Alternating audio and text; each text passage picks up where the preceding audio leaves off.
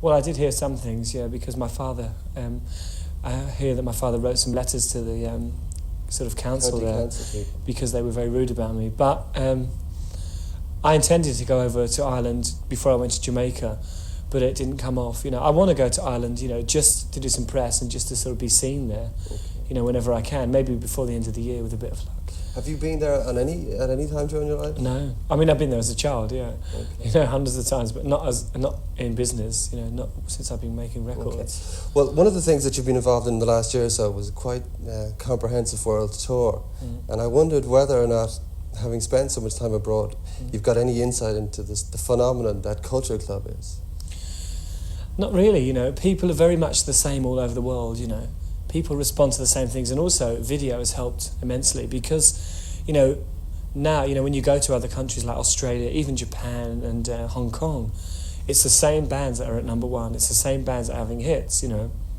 So obviously video has helped to kind of make the world smaller in musical, you know, for music, because now, you know, you don't have to be in Hong Kong to promote your record, you can send a video. Sure. So I think that helps. And obviously, you know, with Culture Club, there's a lot of affection in the videos, and people respond to that, you know. There's a humour that maybe is missing from a lot of other bands. Okay.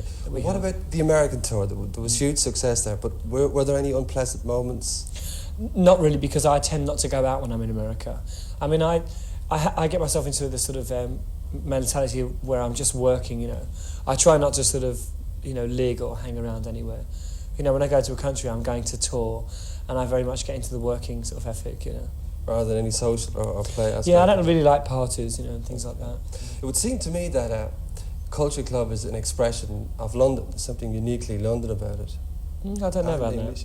And the reason that I ask you that, I wonder, is what you'd be doing if you weren't born in London. In other words, if you were born in Dublin or in Vancouver or in New York.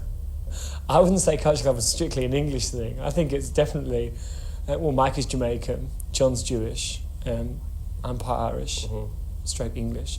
Although I'd probably say, I usually tell people I'm Irish, I don't know why, it's just, you know, you just tend to do that. It just seemed to me that there was a certain expression, maybe in the image or the style of the band, that was uniquely London.